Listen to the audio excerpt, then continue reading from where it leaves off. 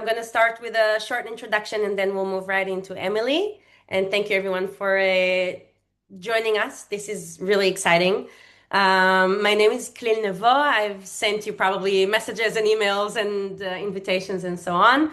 I'm the head of community at Juno Journey. And about 2 years ago, I was very privileged to start the Learning Table community that is powered by Juno Journey. And throughout that journey, I had the higher pleasure of meeting Emily Mason in one of our events in San Francisco. The same event we had with Matt, who's already also here, our first one in San Francisco. This is really cool. And I just want to introduce very shortly who we are, what we do, and then we just get started. So, next. Yes. So, the Learning Table community is a community for everyone who cares about people in their organizations. So people, HR, L&D, enablement, talent, everyone from these areas who are basically focused on helping the organization succeed and run smoothly.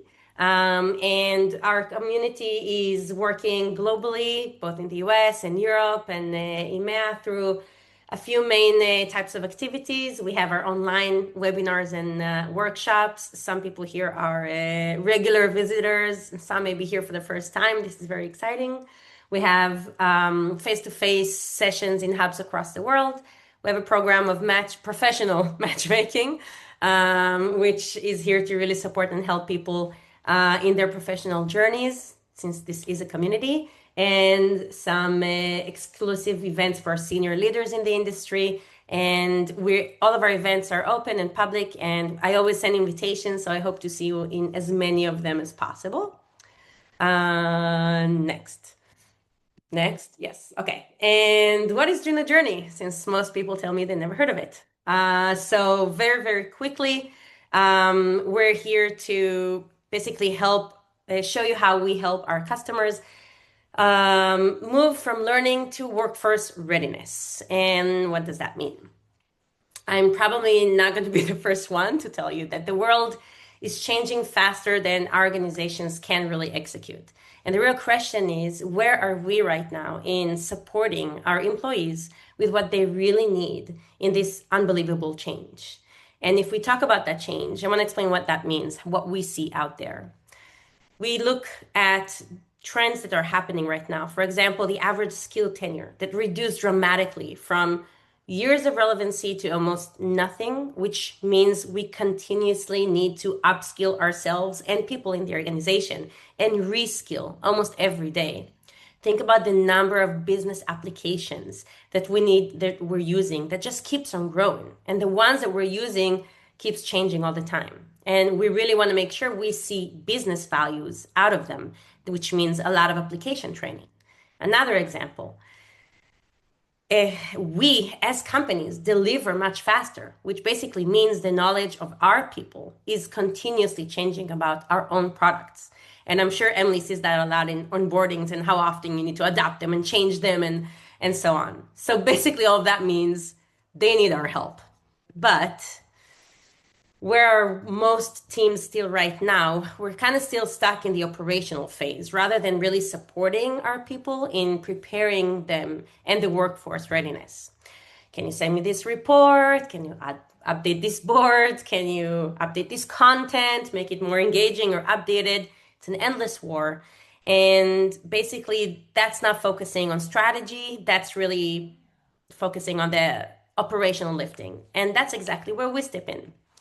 Juno supports hundreds of companies with their workforce readiness efforts in the humane area, human and AI, clever.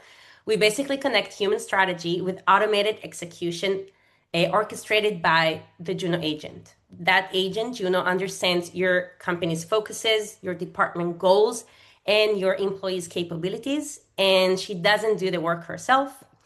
She does it with a team of agents. Each and every one of those focuses on a specific aspect of your employee workforce readiness, from onboarding, manager enablement, compliance, knowledge enablement, priority-driven upskilling, and career management. So you can see why naturally this topic today is close to our heart. We basically do it through two main models. I'm close to the end. The Juno training, which is an AI-powered LMS that automates all the back-end administrative work and takes care of content creation and update, real-time knowledge grabbing, verifying training understanding, and automating workflows according to the company priorities. And we have the Juno Growth, which is a goal-driven LXP, which turns performance goals into personalized development plans, creating career journeys, and automating learning budget management. So, since we're talking about onboarding today, I do want to take just a minute of your time to show you, just because it's really close to us, just as an example of how we're doing role-based onboarding at scale, since this is a pain point of continuous knowledge that's being like updated and roles being shifted and changed. So I'm going to start with a very short example and then moving on to Emily. I'm going to make sure you don't hear the sound here because it has this weird music. No. Okay.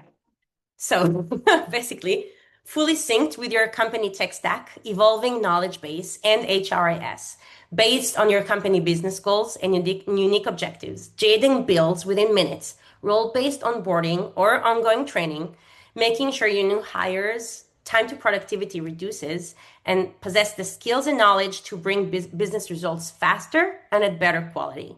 With a team of agents taking all the manual heavy lifting of continuous updating content, knowledge checking, practice, your team can really deliver more value and show higher ROI, and create a lot of the automations and again, heavy lifting off your hands. So that was just a tiny little example that probably was too fast to understand. If anyone wants to see more, I'm always here. But just to really show you a little bit about what we do. I'm sorry about that it took me out to YouTube. I'm going to get back to our presentation. No. Okay. And now that's perfect. Thank you. Okay. So before I introduce the lovely Emily, I will say this is a community session. As you've seen, it's very light. So the idea here, it's not just to hear Emily, although she's brilliant, but to share with each other, to support each other, to shoot out questions, to give your own input if you have some. This is really a live discussion. So you have the chat area where you can shoot anything you wanna share, ask, and so on. I'll make sure to be there and to stop whenever we have a question we wanna maybe share out loud. And as always, you have the hand raise, I think is possible. And you can each just unmute yourself and ask to add or join whatever it is, because I think Emily would agree with me. This is the best way to do these type of sessions. So please do that.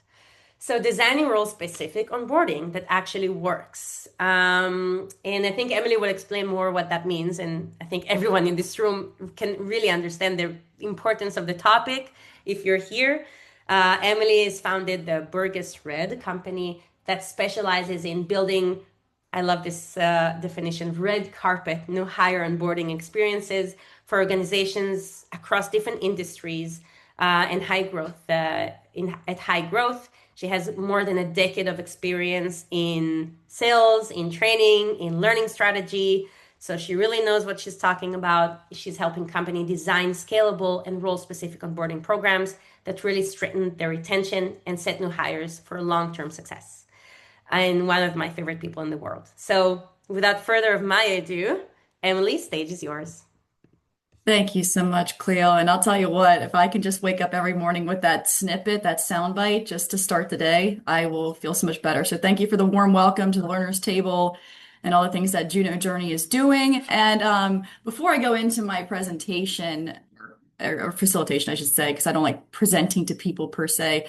But I'd like to see, you've got a react button at the very bottom. And I'm going to ask you a question. I'd love you to press the react button if this is you. So if this is you, I am at an organization right now that is absolutely 100%, not 100%, but pretty stellar with their new hire onboarding experience. I'm very It's brag-worthy for a reason, and I have a lot to share in the space. If that's you, give it that a thumbs up on the screen right now.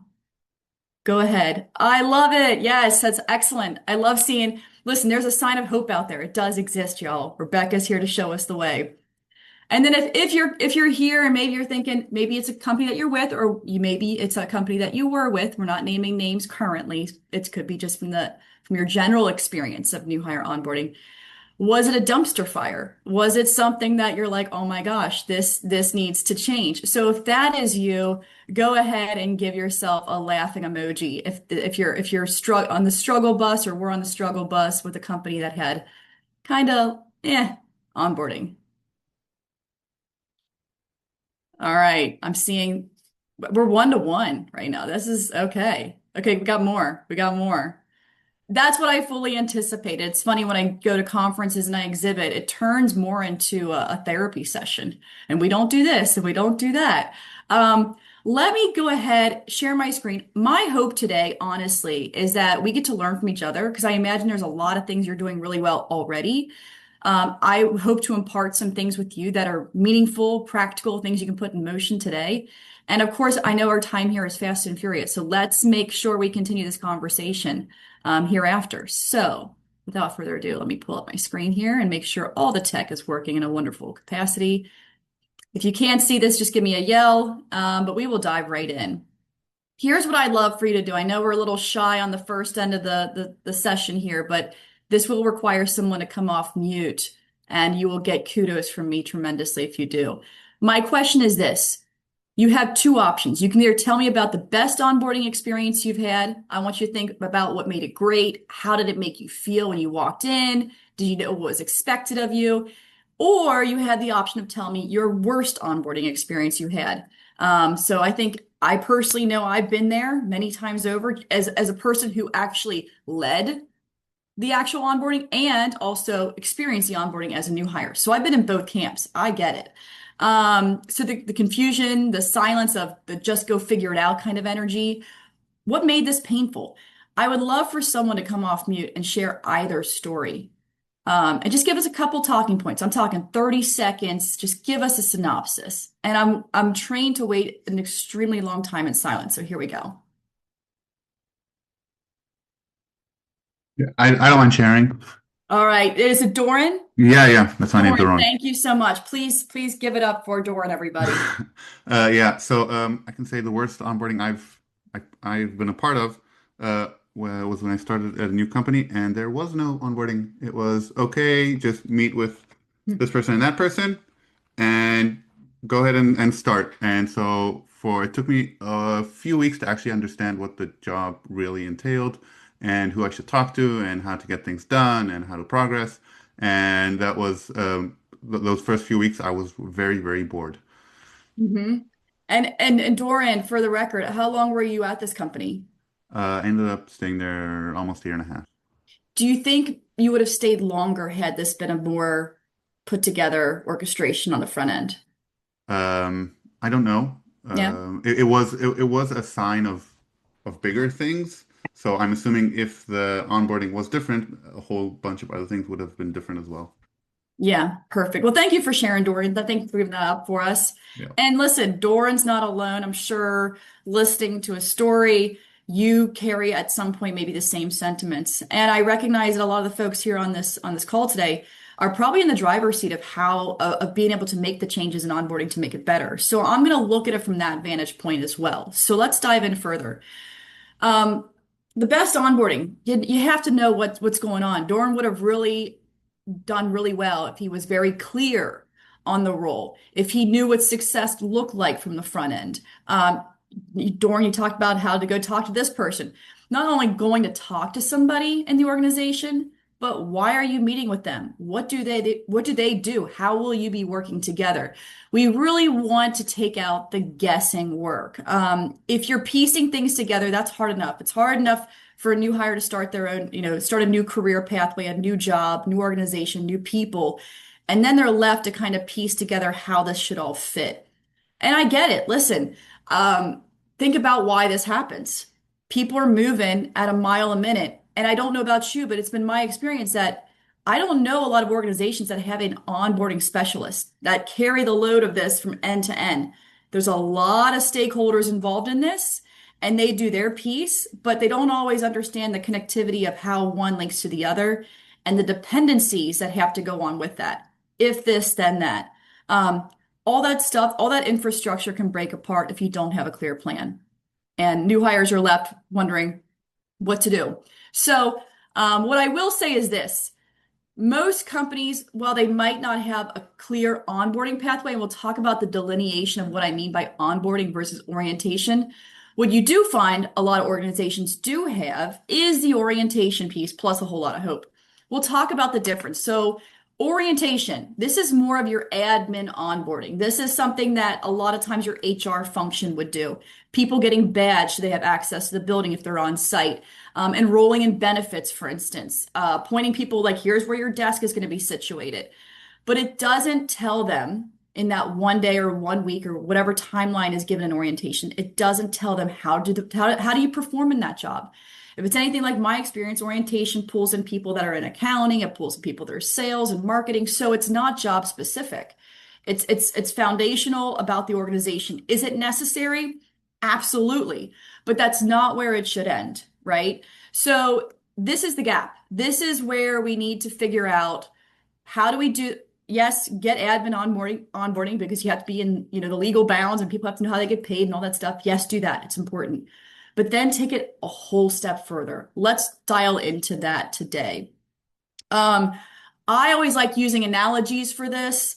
I think about if you were to host a dinner party tomorrow, or like the way Juno Journey hosts those wonderful events, they take into consideration a lot of things. They take into consideration maybe dietary restrictions, great places people like to go, conversations people like to have.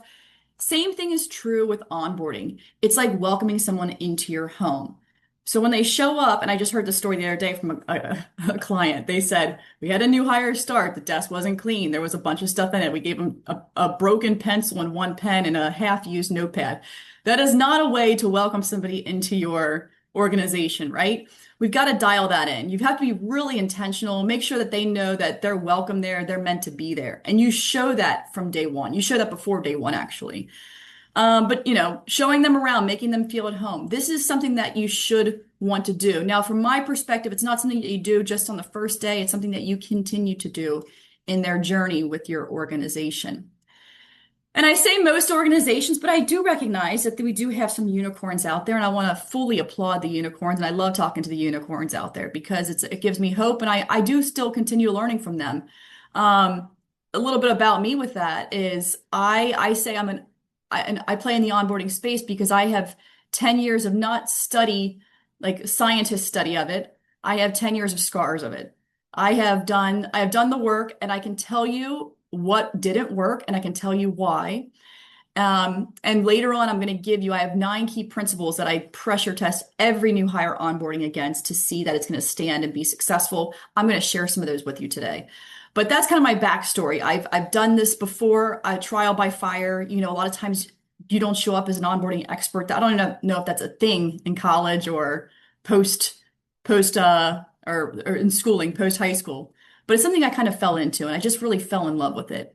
But going back to this, what's going on with most organizations? Nothing's ready. I can't tell you the number of times I've heard the story. I never had a laptop for the first week or any tech that you need to do the job effectively. That's a huge pain point. There's no clear roadmap of a 30, 60, 90. A lot of guidance from the manager. Manager might be golfing on the first day that the new hire starts. I don't know. Is there some sort of orchestration going on with that?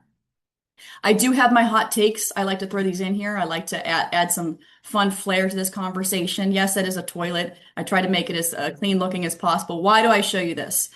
Orientation is not onboarding. If you call orientation onboarding, change the language, make orientation part of onboarding, yes, but that should not be the entirety of it. That's my hot take. So yeah, we talked about filling out forms, setting up systems. That's not onboarding. It's table stakes, right? The real onboarding is about building the capability to perform and very intentional. I do put the picture of the toilet because usually that's covered off in orientation when you're in-house. They always show you where the restrooms are. So we're taking it beyond the restrooms. We're taking it beyond here's where restrooms are located. So it's time to reframe this. We know now what orientation is. You can see that on the left-hand side, but let's really focus on onboarding. This gives you the opportunity to really see what is the performance this individual or this group of new hires are going to need to have to be successful. How can we be super, super clear on the role and build the confidence, build it quickly so that if there are sales, time, ramp to revenue is a big term I use with sales folks. In general, people want to be productive. Think about when you start a new company, you want to dive in as quickly as possible. That takes a system and an infrastructure to do that. I will say this too, another quick hit, and we won't go into it too much today. But when it comes to clarity for the role, I know we've got AI at our fingertips and definitely use AI, but be very mindful of how you put the job description together. I'm a really big fan that the job description should be a nice segue to everything you hold them to from a milestones and checkpoints in their first 90 days and then beyond, and how you structure continuous learning. So don't make it slop. I know we can do that. It's very alluring, but I really feel like if you really want a solid orchestration, be very mindful of how you compose your job descriptions, especially with that particular role in the organization. Here's something else I want to call out because this is where I feel like people stop their game on onboarding. You've got level one. You'll get this in orientation. A lot of times they'll show you the cult. They'll show you the by the way, you don't have to show someone the culture. They'll figure it out. And by the way, if you can't define your culture, you have one. Just trust me, it's there. It might be a good one. It might be a bad one. Scope it out with people in the organization. But culture shows up right away in level one. That's your values. You go over values, the traditional mission statement, how the company works. This typically shows up with HR. HR might go into HR slash the hiring manager might go into the business dynamics, the business goals. And then here's where it really falls off. That's the level three. That's what we're dialed into. What are the performance, the metrics, and duties that this person's going to be held responsible to? Another hot take. I know we love a good checklist. Who doesn't love a good checklist? But checking the box, yes, read and understand, for instance, does not equal competence. This does not equal competence. You have to, and I picture that, I'm sure if you're in the learning space, you've seen this pie before, right? And it comes down to formal learning, it comes down to experiential learning, and it comes down to on-the-job learning. You need all three of these things to show up in your onboarding to really measure if this person is the right person for your organization. And it should, all three of those should show up in a very meaningful way in a great cadence in the first 90 days. So they may check the box, but if you're not witnessing anything of what they're doing to say, oh yes, Carol's ready, or Brenda's got it. She does this, this, and this really well. If you can't specifically call that out, you got to get tighter on your onboarding. Just a read and understand or a quiz at the end of a PDF isn't going to cut it, right? So keep that in mind. Completion does not equal competence. Yeah, you had those occasionally, and I get it too. You got the compliance trainings, of course. There's a time and a place for it. But when we're talking about performance, you got to see it in action. So super specific task. This is, I told you I was going to give you some of my 9 principles that I pressure test everything against when it comes to diagnosing is your new hire onboarding, specifically role specific onboarding up to snuff. And the first thing I'm going to look at under the hood is I'm going to say, do you have super specific tasks? Here's what I mean.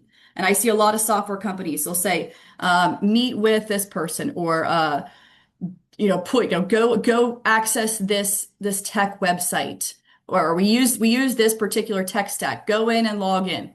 Okay, that's not specific.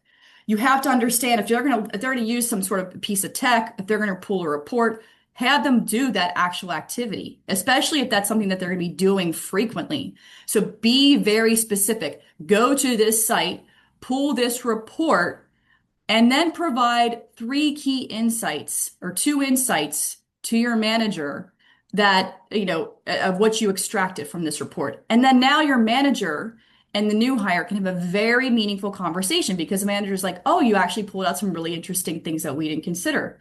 Or the manager could say something like, hey, did you notice this as well? That makes for a much better learning moment with the manager and the new hire or the learning and development team and the new hire than just saying, go to this site and log in. Be extremely specific with the task. And I would also call out the why. Why is this important to them, right? So that's number one. I'm going to give that to you today. Oh, by the way, there are 9 principles. I'm giving you like roughly three slash. I'm giving you 3.5 today, given time. But happy, like I said, to leave it out there for future conversations.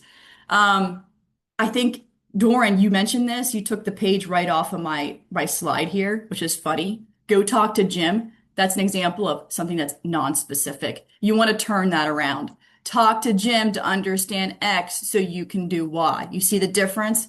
Purpose driven, role connected. New hire knows exactly why they're having that conversation. And oh, by the way, Jim, who's always being thrown the new hires, is going to be very appreciative that his time is being well spent and very intentional. How many times we have those people in our organization that are superstars and they're getting socked with everyone that's new coming to them to talk to them about the different things and they're doing the same thing over and over again. So be intentional with Jim's time as well, right? Milestones and checkpoints. This is principle number 2. And I'm going to tell you kind of a double-edged sword as to why this is so meaningful. Milestones and checkpoints. Yes, you want the person to learn things. You want them to apply it. You want them to, you want them to fail in a safe zone too, not in front of, if they're working with clients or something, you don't want them to fail in front of clients, but you do want them to practice with psychological safety in an environment that you create. Definitely do that. Have them perform. You're going to want to see all this stuff. And I say 90 days, but in theory, you choose the path. Is it 60 days for your organization? Is it 30 days? Choose that number. We'll talk about how you work backwards from there. But it's really important that you understand what is going to drive success for that individual in that time frame.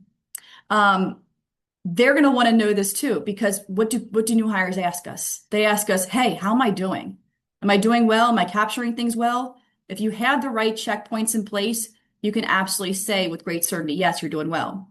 I'll give you an example. For instance, like if a marketing person comes into your organization and maybe they're reading about a project, they'll do a lot of didactic work, that formal learning. They'll read about the project, but maybe the anticipation is at some point they're going to be doing the presentation for the C-suite later on. And this is something that they'll do routinely throughout their career. Why not have them do some sort of presentation with their just immediate team to get that muscle memory into play? And now you've got a really clear line of sight of how they performed in that space.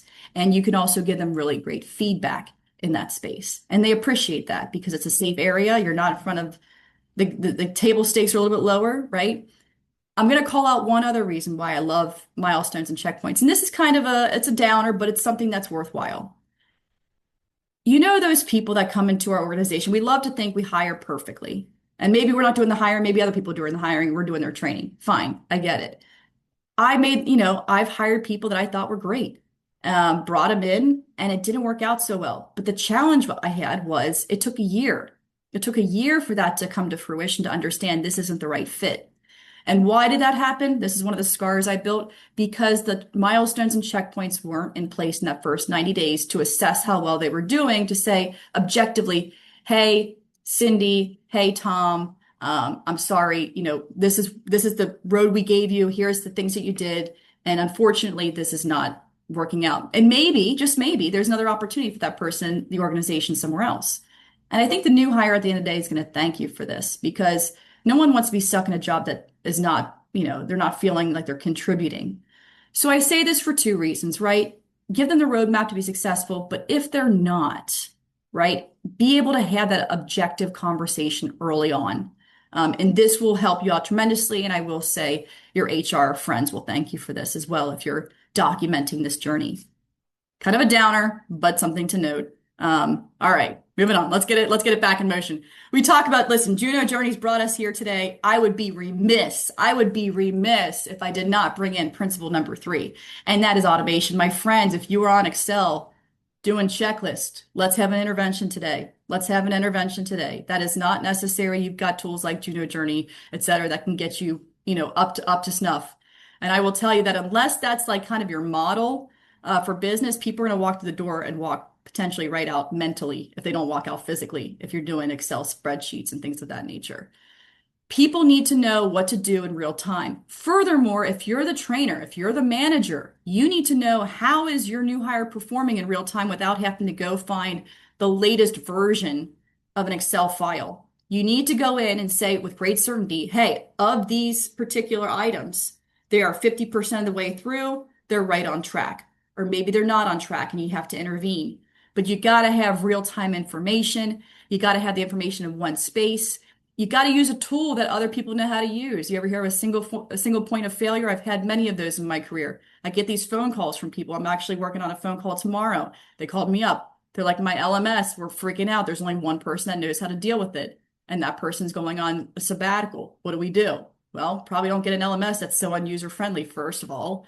And secondarily, let's work out systems that can make sure that this doesn't happen again for the future. So, calling that out as well. Automation is huge, and there's a lot of AI tools that you can do to do this right. Even how you engage the learner too, right? We don't have to live in a world of reading PDFs. We can bring these things to life pretty quickly and pretty cost effective these days. So look for those opportunities. I'm always nerding out on software, so talk to me. Well, I love these conversations. And the last piece I'll say to you, or one of the last pieces I'll say to you, the underlying core theme throughout. If your hiring managers are not on board, just throw the baby out with the bathwater, or whatever that terminology is. I think it's a weird term. But anyway, here's what I mean by that. The manager is going to be the person that pulls all this stuff through and has a nice continuity structure to everything you're putting into motion. For that reason, don't assume they know what you're doing. Don't assume you know what they're doing. There should be a really well orchestrated plan with the manager and the training team or the HR team, whatever that setup looks like for you, where everyone knows what their role is. And I don't believe in the managers coming in at the very end and saying, okay, now I'm ready for the baton pass. They should have eyes and ears on this whole process the entire time. Why? Because they're the ones that are going to be managing these people, and they know their team, and they know the gaps that need to be filled. So if they're seeing things that are kind of surfacing with this new hire that are not going to be a great fit, they're going to have insight to that information early on in the journey.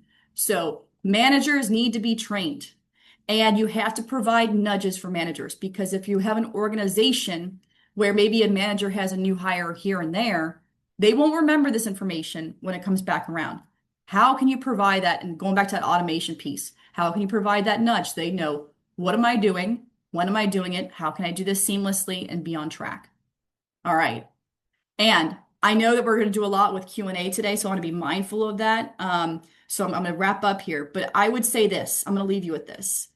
If you do nothing else today, if you're like, Emily, you're crazy, this is batty, whatever. If you do nothing else, you don't have to have a perfect 90-day plan. People rarely do. My personal take on onboarding is that there's always nips and tucks that you can do. There's always room for improvement. You don't have to have a dedicated onboarding team. So if you're thinking that, you don't have to think that. But there is one foundational thing you must do, and that is this. You must align on the outcome of your onboarding first. With role-specific onboarding, what are you wanting this person or group of individuals to achieve, and by when? And be extremely explicit about it. And you're going to want to pull all the key stakeholders to that table to have that conversation. You're going to want to pull the managers. You're going to want to pull the L&D team. You're going to want to pull HR. All of the players in that space, anyone who touches a new hire in the first 90 days needs to be sitting at that table so that you can clearly see, what are we trying to do here? And here's what it's going to do. It's going to help you cut out the fluff. How many times we give new hires things where it's a laundry list of things that it doesn't have to be done in the first 90 days.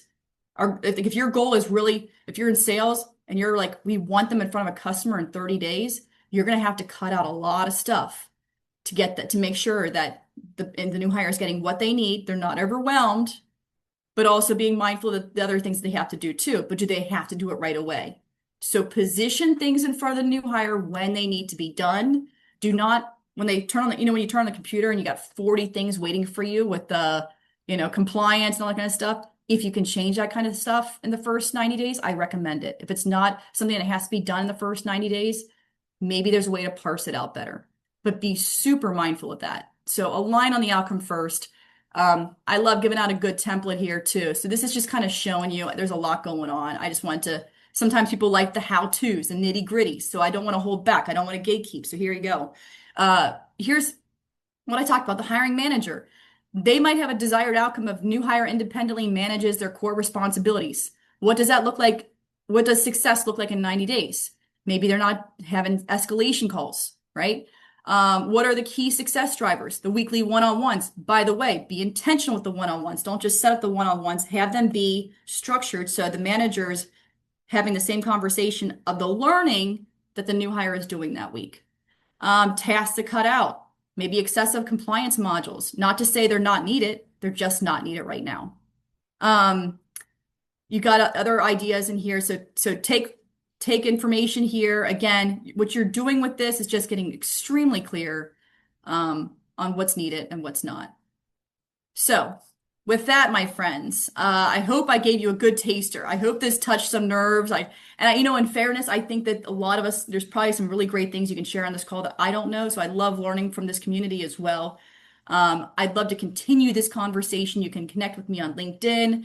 The other thing I'll say too is if you're an L&D, a lot of times it's been my experience that executives don't always think about throwing dollars to support an onboarding program, but there's a strong ROI to that. I know, most of the time they think about throwing it to sales, sales trainings and leadership trainings, which is great. I'm not taking away from that. But there is some real dollars involved in getting your onboarding right. Things about retention, satisfaction, ramp to revenue if you're in sales, time to productivity, all those things matter. So if you want that resource, go ahead and scan that second code as well. I'd love to provide that for you. And then you're going to be locked in. I send out a weekly onboarding unshift uncorked. I do drink a lot of wine, so that's hence the naming structure there. But I like to give a lot of really good details out and share what I'm hearing from the field, from people like you. So with that, I Thank you, will Emily. yeah, I'll stop there. I'm going to turn it over to Cleo to open up the Oh floor. no, yeah, exactly. Open up to questions. I mean, I have my own questions, but maybe someone else wants to ask before I. Anyone wants to ask Emily a question? Don't be shy, group. Okay, I'm gonna start. I'm not even like, okay, but it is something, when we work with, I used to be customer success at Juno. Obviously, I worked a lot with L&D and HRs. Onboarding is something big. We spoke specifically about like role specific onboarding, which basically means that it gets further from what we as HR or L&D leaders know ourselves, right? Like there's the company general onboarding, great, easy to know. But then when it's role specific, it's not really based on our knowledge. So it's not really depending on our ability to maintain it. So we put a lot of effort on building great onboarding programs, a lot of knowledge, but then it needs to be continuously maintained and updated. And we can't really do it on our own, especially if we're not onboarding specialists and it's not our full-time job. And then what happens many cases, it becomes a graveyard. It becomes just like unrelevant after a while because the people who actually have the knowledge don't maintain it so much. It's a lot of work. So maybe you have some experience and best practices that you've seen. How do you maintain it on the long run? How do you make sure it continues to be relevant 6 months after you've done the whole program? Are you opening this to the floor, Cleo? Are you Sorry? asking me? I'm curious. Sorry, what was your question? Are you open this question to everybody? Of course. Yes, okay. Just making sure. Of course. But if people don't ask you, I don't know if they'll share their answers, but I would love it if maybe someone succeeded to do the impossible. Well, I'll jump in on this. I Yeah. think the key to this, there are two keys to it. First of all, is where you start, and if you start with what the job is and what the KPIs, what the outcomes are supposed to be, and everything you do from there is built around that foundation, such as so we don't just assume what we think the skills should be, the knowledge, the behaviors. We base it upon this is what they need to do, and this is how we do it. And really, there's not one single point of failure. Thank you, Emily, for that. Because it's not just, I think too often we say, okay, the SME is the manager who leads it. Well, the people, the experts on what needs to be done are actually the people doing the job. And it's a really great way to give rewards and to get people to get a little change in their jobs, to say, hey, this is the process that we currently have in place. Is this what you're still doing? And have someone on the front line review it. And then you can get a manager to sign off on that. And it's really about ownership and making sure people are following through. And in a previous life, there were really three of us that had to look at over 20 different programs. And so we didn't have time, to your point, have one person in charge of everything. And so it's really farming it out, and just so that you're project managing the people who are doing it. And you get a lot of input from the front line people that's often more valuable than what you get from a dedicated SME. That's an So just excellent. spreading out the work. That's an excellent call out. That's an excellent call out. And Jason, you stole another principle, but I'm gonna share it here. It's really around that buddy system that you're describing, because the front line knows the nitty gritty. They know the specifics. And the manager doesn't, and for that matter, they don't really necessarily have to. But I think the person who's on that job can be your best advocate for how to uh, devise that 90-day plan. Watch what they do. Watch the people that are the best in your organization. Watch what they do, and put those items on the list. And then I would also say, Jason, you brought up another good point. Those people that are part of that buddy program, these are your rock stars. These are people that you want to give kudos to.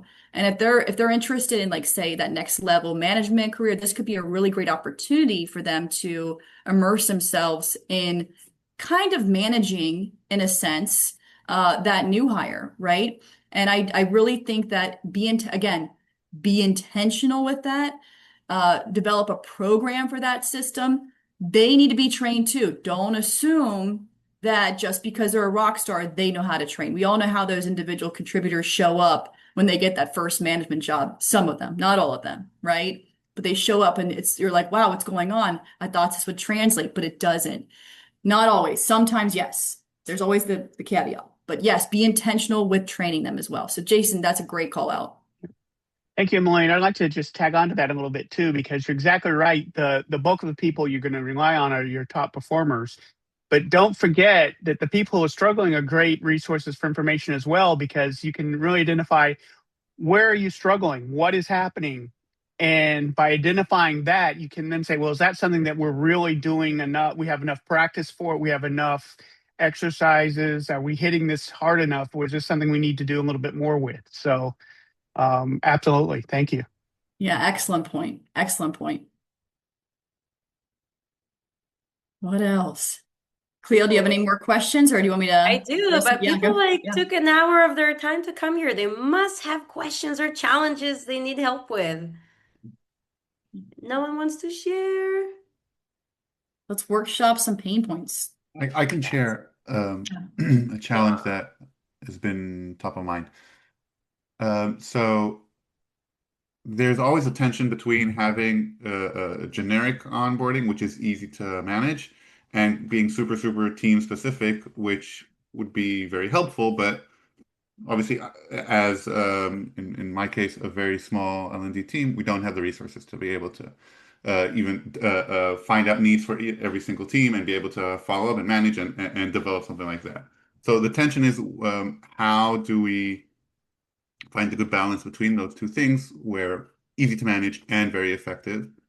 And it's great to say, find partners in each one of these teams, but every team really is very specific, and they have their own processes and their own needs.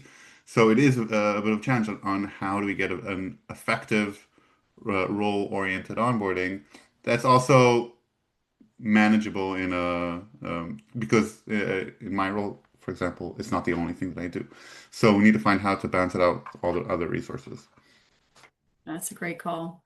Does anybody have any insight before I take a stab at Dora? And I know we can always learn from each other here.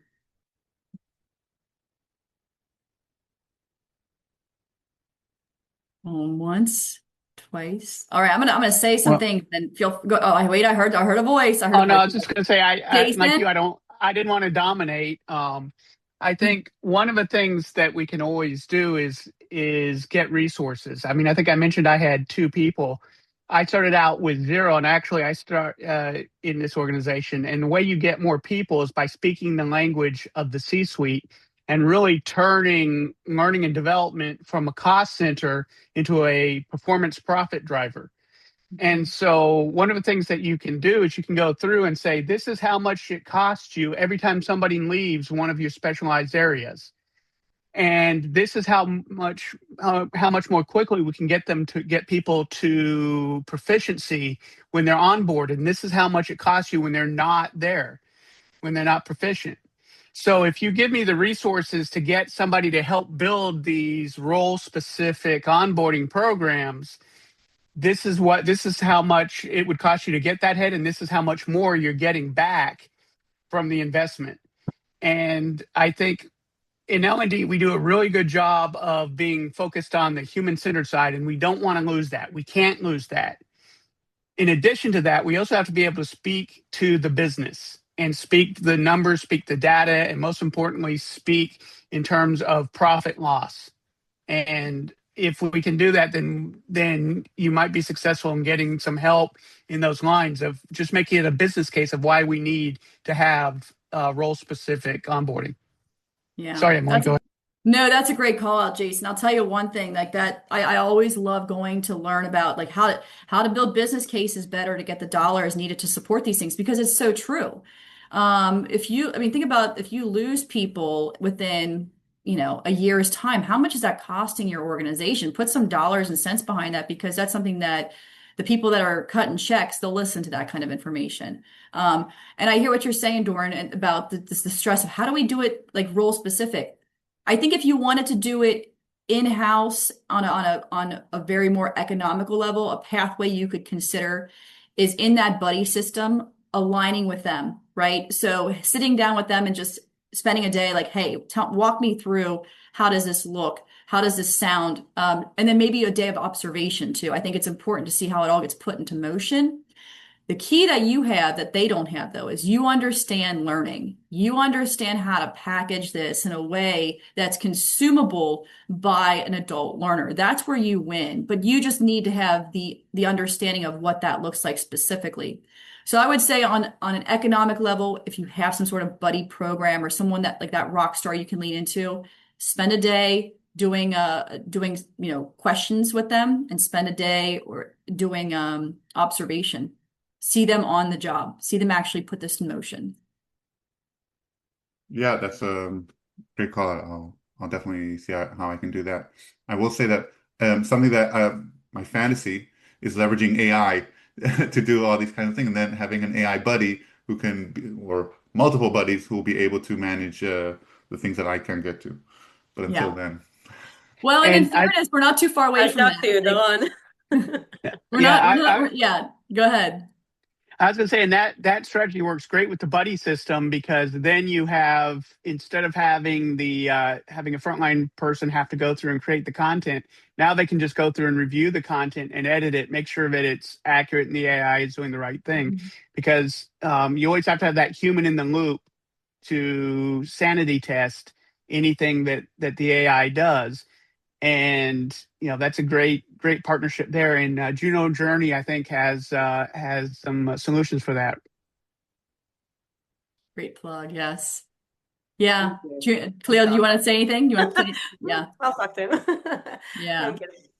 No, But that's great question. yeah, that's a great point. And listen, I'll be very honest with you. I think the conversations we have today and what's at our fingertips to solve these problems is going to look very different potentially a year from now. So I'm always nerding out trying to stay on top of this. But you're right. Like you could absolutely have some kind of AI tool that tracks and follows. I think they already have that stuff out there to some degree. I've been kind of sourcing some of those thoughts and vetting how well they work in today's modern market. But I just see that just continually growing exponentially. So I'd be interested to have this conversation with you all next year too. If we're talking about that, I do have a question. You spoke before about like gym.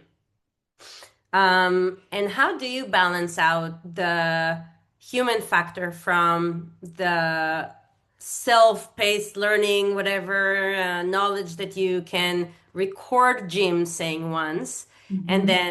then just have people have access to that rather than actually sitting with people. So, what do you have any golden rule or anything on like how do you kind of balance out what needs to be with people and happen with someone rather than what can maybe be more automated or it's very hard to sit by yourself and watch a video, but on the other hand, you can't have everything I one on one with people. So, any golden rules there and how you balance that out? Yeah, this is a fun one, and I'll give you a story about this and how this worked out. I had oh, and I see a familiar face on here that'll absolutely understand this story. So I was training clinicians, and there was a small group of clinicians, and all the sales reps would ask them the same questions over and over and over again. And I said, "Don't you get tired of that?" They're like, "Well, it's job security too," but nonetheless, what I did with that training, because I didn't want to lose the human element of them coming into the classroom, right? But I also recognize from a logistics perspective, from their time bandwidth perspective, super challenging. So you probably already know this kind of concept, but flip the classroom. Get them to do a video, about the information that they constantly have to source through over and over again. That way, the new hire, and then later on, as they grow in their career, they can reference back to this video as needed. But you have that on demand so that the guts of the information's on demand. They have that ready to go, but then set up a 30-minute, 45-minute window after the new hire watches that in their journey where they show up live to take in Q&A. They can give updates about what the state of the union of what's going on with that particular area of the business. They can do Q&A, and you can get to know them personally. So either virtually you do this or you do it in-house, however this works with your organization. But then you get that touch point. They're just not an avatar, right? They do come to life, but you're being very mindful of everyone's time in that structure as well. But yeah, watching video after video can get pretty monotonous. And if you're anything like me, you're watching on 2x speed, so they all sound like squirrels, so you never know what they really sound like in life. So, you know. Yeah, and I think that's kind of the balance is how do we actually do blended learning well? And blended learning is mixing the synchronous with the asynchronous. Mhm. And you're exactly right. You have to have that synchronous piece in there. And if we've designed it well, then one's going to lead into the other. And the asynchronous is really to set the groundwork. And then the synchronous is really where we get to do application, we get to apply, we get to do guided exercises, that sort of thing. Because it's that application that where we really get the goodness in the learning. Absolutely. Absolutely. It's a layering effect. Anyone wants to ask a question before I ask another one? I John? do have one. Yeah, I have Yeah. one here. Hi, Emily. I'm John, and thank you for sharing all your experience with us here. You talked about automation, and you also said that all your experience comes from scars, from the years of working with this. I want to know in the path there where I work today, we're on the path of automating a lot of things. So I'd love to learn in your experience, what has worked when automating things and what sort of technology have you explored that proved useful for this and what broke that Mm. would be helpful for us to avoid when changing this sort of process to make it more automated and escape from work spreadsheets. Yes, I hear what you're saying. Thank you for that question. I don't know if you're all familiar with Marie Kondo. She is an organization expert.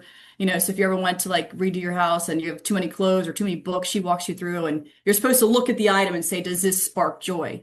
And if it doesn't spark joy, you're supposed to trash the thing, like get rid of it or donate it, whatever. I look at tech the same way. When it comes to choosing the SaaS or tech gear, you've got to make sure that it's answering the need first. So before you start trashing anything or sunsetting anything, this is again an opportunity where you sit down at the table with those key stakeholders. What do we need them to know? What's not working currently? And then evaluate each tech stack that you have against it, right? So that way you're really intentional before you start pulling that shiny object syndrome. I've got this problem. Well, just because, well, I treat it as this is part of my work that I'm always vetting this stuff. So that's my goal behind it. But I really have shiny object syndrome. Like, let's buy this. Let's see how this tool works. But if you're an organization, you got to be mindful of not having too much stuff, not knowing where to find stuff, when to use stuff. So I would just say first of all, before you start just clearing it out, get really clear on the specifics of what are you trying to solve first. Does your current tech do that? Why or why not? That way, when you're going on that venture to find that next solution, to find that next LMS, you're extremely clear about what you need that tool to do and what you don't need it to do. I don't know about you, but I mean, no shade to Salesforce, but that's a beast, man. It's a tough tool to learn. I think probably most clients, I would be curious to know their data, but I would imagine most clients probably use a very small fraction of the entire function of that tool. Not to say it doesn't work and it doesn't have a place. It's a great tool, but it's a lot. And so I'm just thinking, can we strip things away without it being too complex for our organization? The simpler the tool, the easier it is. And I think that's why people lean into Excel still, to be honest with you. Like it's not functional today. It still functions, but it's not optimal, right? But it's easy to find. People know where to find Excel. Boom. So John, I hope that helps. And the other thing too, I'll call out, and we talked about this, don't have a single point of failure.